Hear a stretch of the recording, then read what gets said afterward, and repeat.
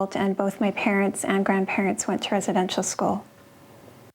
I was at a conference that my mom was speaking at. She was giving the keynote address, and she started talking about her residential school experience during her speech. And and that's how I found out. Well, I was, of course, I was shocked and appalled, and I just felt so terrible for her. I felt frozen when I was listening to her. And it wasn't until after she finished speaking that I started thinking about our family life. I started thinking about the abuse that was very prevalent when I was a child. And I started putting connections together. I was raised by parents who never had a childhood, and they didn't have any parents as role models. So we were vulnerable children. And a lot of us were abused ourselves as young children. And I also realized at that point that one of the people who abused me in my family had been a residential school survivor, a family member. And I understood why now, why I was abused. The great aim of our legislation has been to do away with the tribal system and to assimilate the Indian people in all respects. Sir John A. Macdonald, May 2nd, 1887. He got out, you know, like everybody gets out at 16. And he eventually made his way to Aguizasne, to his home. And he told me that he couldn't connect with them. He couldn't connect because he couldn't speak the language. He didn't understand the culture. So he couldn't take it, you know. He was frustrated. He was going nowhere. So he went back to the residential school for one more year because it seemed like that was home now. That was home. And that's where he could, you know, they spoke his language, and so that's where he went. I grew up not knowing my language, and in fact, I kind of felt a bit ashamed about our language and our identity because it seemed like they were, meaning my parents and my aunts and uncles, were ashamed too in some way because they didn't want to talk about it and they didn't want to share with us about who we were. Our objective is to continue until there is not a single Indian in Canada that has not been absorbed into the body politic, and there is no Indian question and no Indian department. Duncan Campbell Scott, Deputy Superintendent of Indian Affairs, January 1st, 1920. Generally, the survivors of residential school do not commit suicide any more than the general population. Okay. It's the children of the residential school survivors who commit suicide in incredibly high numbers. You know, 6 to 7 times, you know, the provincial average. Okay. It might just take one person to start talking about it, or perhaps a family to start talking about the fact that there is abuse, and the reason why there's that abuse is because of the residential school experience. That, you know, we're not abusive people by trait. We're not, we weren't born that way. And to be able to, I think families need to be able to realize that they're not alone, that none of us are alone anymore, that we have each other, and that it's okay to start talking about it. In recent years, the federal government has been taking steps to make up for that sad chapter in Canada's history.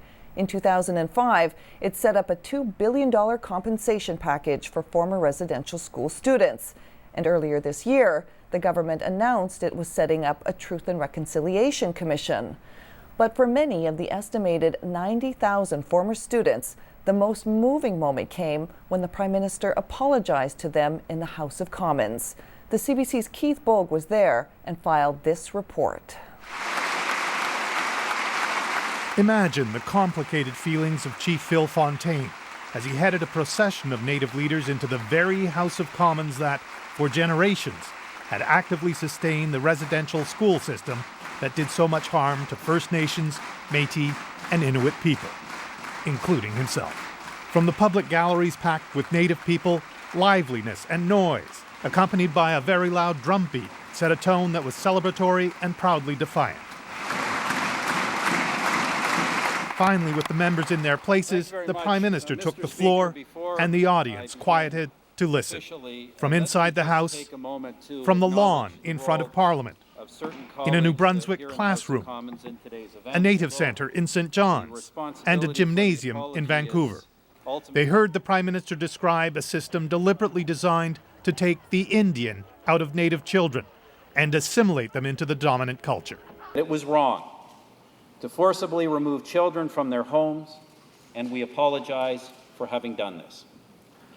We now recognize that it was wrong to separate children from rich and vibrant cultures and traditions. Not only were the policies wrong, said Harper, the personal conduct of those in authority at the schools was frequently criminal. We now recognize that far too often these institutions gave rise to abuse or neglect and were inadequately controlled. And we apologize for failing to protect you. There was more, and it led inevitably to this. The Government of Canada sincerely apologizes and asks the forgiveness of the Aboriginal peoples of this country for failing them so profoundly. Harper spoke for the Government of Canada, but when Stéphane Dion stood up, he added the unexpected grace note of emphasizing the particular responsibility of his own party. As the leader of the Liberal Party of Canada, a party that was in government for more than 70 years in the 20th century, I acknowledge our role and our shared responsibility in this tragedy. For Native leaders in the House of Commons, it was a proud moment, a day of victory after a long and painful struggle, the closing of one chapter and the beginning of a new and hopefully happier one. The CBC's Susan Bonner has that story. Call upon Phil Fontaine, the National Chief of the Assembly of First Nations. In a day of firsts, this was a standout. Aboriginal leaders speaking to Canada from the floor of the country's parliament. It almost didn't happen. This day testifies to nothing less than the achievement of the impossible. We heard Canada say it is sorry. They welcomed this as a day of reckoning for people the Grand Chief called the essence of Canada. Hope was heard here too, like never before. We still have to struggle, but now we are in this together. I reach out to all Canadians. But I'm proud to be an Aboriginal Canadian, Miigwech. In ancient languages. I have to face you to say this. And face to face, leaders to leaders. I stand here today ready to work with you, as Inuit have always done, to craft new solutions and new arrangements based on mutual respect and mutual responsibility. Inside this chamber today, respect reigned. Outside, some regret tainted the triumph of finally hearing an apology. My parents didn't hear an explanation why their tradition, their language, their culture, their lifestyle, their knowledge of the land and the language was not good enough for the government. That's my regret. But there was much gratitude as well. The beginning of healing. It's a long time in coming. From those who chose to be here as unofficial witnesses, and those invited guests who sat through ceremonies, to the oldest living survivor of a residential school. Marguerite Wabanam. Today was all about witnessing an apology, signed, sealed, and delivered to the First Nations of a country that did them wrong. Susan Bonner, CBC News, Ottawa. The Truth and Reconciliation Commission, which began work this summer, will give Aboriginal people a chance to share more of their stories with other Canadians so that more light can be thrown on a sad but significant part of our history, and the healing and the reconciliation can continue. And that's News in Review. I'm Carla Robinson. Thanks for watching.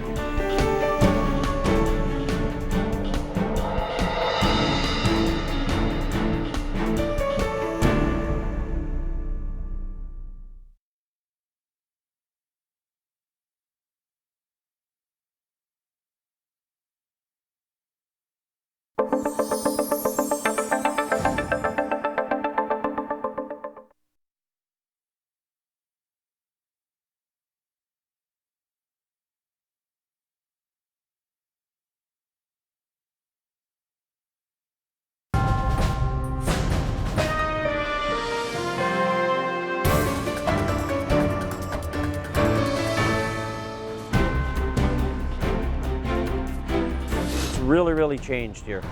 How a prairie province became a Canadian powerhouse. It'd be about 3 months ago now that we've been in Saskatchewan. And in that time, how much do you think your house has appreciated in value?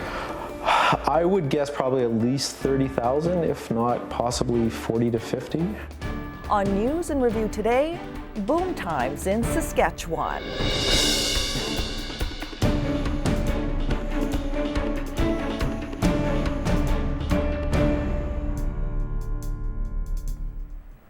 Hello, I'm Carla Robinson. Not many years ago, Saskatchewan's economy was struggling. There weren't enough jobs. So many people had to leave the province to find work. The province's population was actually decreasing, and the mood was one of pessimism. But what a difference a few years makes. This year, Saskatchewan, along with its neighbor Manitoba, is expected to lead the country in economic growth. The mood is one of optimism, and people are flooding into the province looking for work.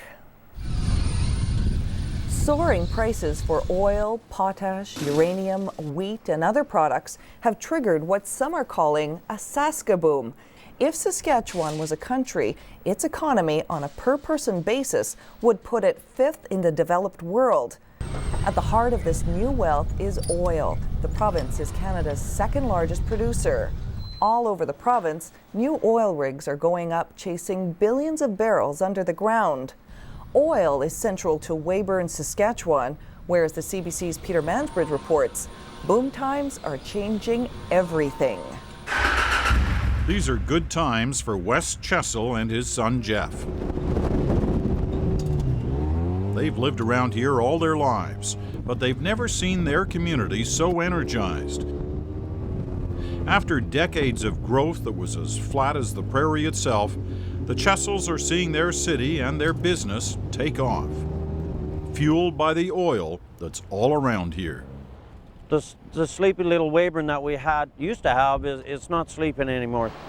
Weyburn's population was parked around 10,000 people for decades, but now with all the oil workers it's increasing, and the Chessels' home furnishing store is making lots of money selling everything those oil workers want. They want the newest and best, and they don't mind spending the money. The oil boom is changing the landscape here. Just 5 years ago, this grain elevator towered over the town. Today it's gone, replaced by the Chessels store, a sign of the times, marking the rise of energy's influence over agriculture's. It's really changed here. To cash in, the Chessels are expanding. When construction is finished, this new building will be stocked with a whole new line of merchandise. This will be the Toys for Boys store. We're doing the snowmobiles, ATVs, motorcycles. And you see the ripple effect their cash creates.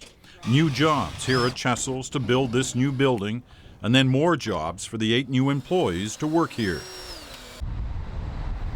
It's all because of the oil that was first discovered near here over 50 years ago.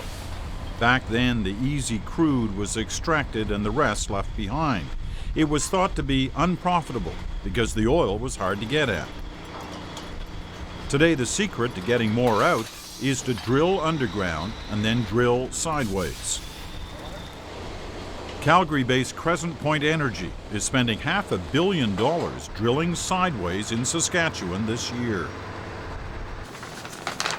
And CEO Scott Saxberg says the province is one of the best bets for oil anywhere.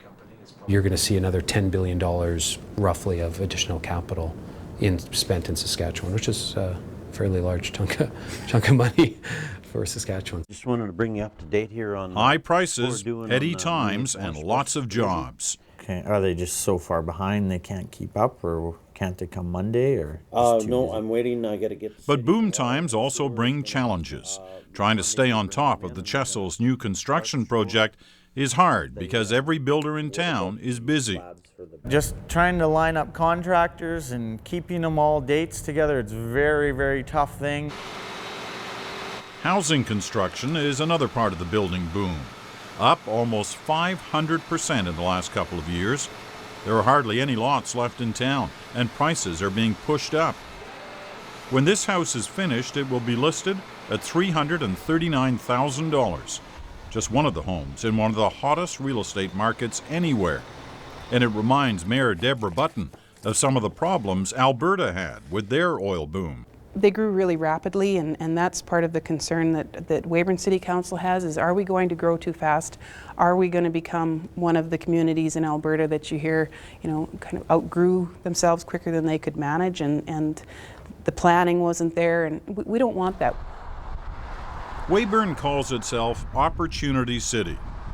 And all those oil-related job opportunities mean the mayor is having trouble keeping her own staff.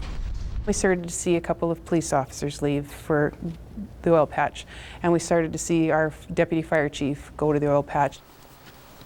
But all the oil patch activity and the pace of development is a concern for Lorne Scott, Conservation Director for Nature Saskatchewan, and a former Environment Minister for the province.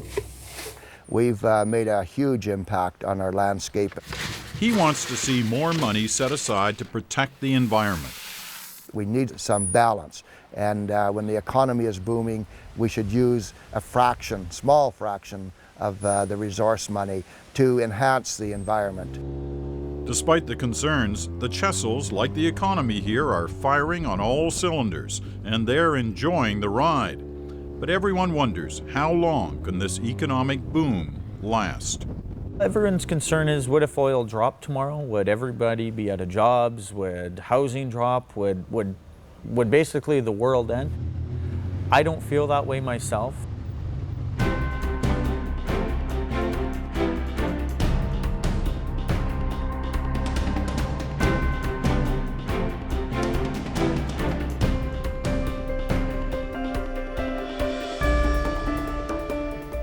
As the economy booms, housing prices are also taking off. The real estate market is red hot. For example, in Saskatoon, the price of a house jumped 57% in just 1 year. And as the CBC's James Murray found out, all over that city, people are struggling to cope. Real estate has become so important, such a big deal around here, they might as well make for sale the new motto of Saskatoon. But for a growing number of people, as housing prices continue to rise, the signs are worrying. It took a lot of people by surprise. Including real estate agents like Carrie Calder, who says people here didn't see the trend as Saskatchewan's economy went from flat to fat. But others did, and they moved in. So I've had people call me from New York City, I've had people call me from Florida, I've had people call me from Washington State. Now, Calder is driving through one of the hottest real estate markets in North America. This four-bedroom house on a modest street jumped from $165,000 to $288,000 in just 13 months. In the market for something newer? Well, follow the flips. In 2002, this sold for $155,900. It was sold again in 2005, 2006, and again in 2007. In the end, for a jaw-dropping $374,000. Even in neighborhoods that aren't built yet, prices have jumped faster than the concrete can be poured. More than $100,000 in 10 months. Bidding wars, lack of home inspections, and cash deals were three very commonplace things that we saw last year. A commonplace condo will set you back nearly $200,000. That's right, for an apartment in Saskatoon. The suburbs of this city are dotted with dream homes, garage mahals. This house has room for 2 cars out front, 2 in behind, and 2 very happy gamers inside. Todd and Patty Keating just arrived from Alberta, where they lived through one boom. Following the money. Moving here because I was going to follow the money. Now they're in on the Saska boom. They found jobs in communications and construction, and they've already struck it rich. It would be about 3 months ago now that we've been in Saskatchewan. And in that time, how much do you think your house has appreciated in value? I would guess probably at least 30,000, if not possibly 40 to 50. So it seems the game they play best is the real estate game. They've become space invaders, crowding out other people who can't afford to stay. We are going to strip all the woodwork because we've done all the painting. So we're going to strip all the It was woodwork almost game over for Laura Berube. After her business went under, she went back to school. Then rents started rising all over the city. Hers jumped $200 a month. The rent went up and we couldn't afford it anymore, especially being on student loan. And then what once would have been unthinkable. She and her daughters were homeless. Not my friends, Rachel. Living with relatives wherever they could for nearly 6 months. Ask Laura Berube if she's loving the Saskatchewan boom. What I had the hardest thing doing is not thinking I was a bad mom. That I really was doing what I thought was best for us at the time. But the hardest thing was thinking that I really let them down. They're back together now because of a government program called Quint that buys rundown houses and resells them, arranging low-cost mortgages for people who normally couldn't afford to buy. Huge. It's huge. It's nice to have, groceries in and, a roof over your head the same month. Even though there are plenty of new houses being built and even more ready to be bought, the man who runs the Quint program says he's been priced right out of the market. We haven't been able to buy a house for the housing co-op program for the last 18 months now, so whereas we were doing about 20 houses a year prior to that, right? But it's difficult. It means more money is what it really means. And so far, there's no sign of that. Just plenty of these. Everywhere you look, swinging, uncertain, in the strong Saskatchewan breeze. James Murray, CBC News, Saskatoon. Along with those for sale signs, there are also a lot of help wanted signs too. Even with all the new arrivals, the province is experiencing a labor crunch. It already has one of the lowest unemployment rates in Canada, and experts fear that thousands of jobs could soon go unfilled. On the positive side, the Saskatchewan government is hoping it could be an opportunity to tackle the unemployment rate among Aboriginal people. Their unemployment rate is 5 times higher than non-Aboriginals.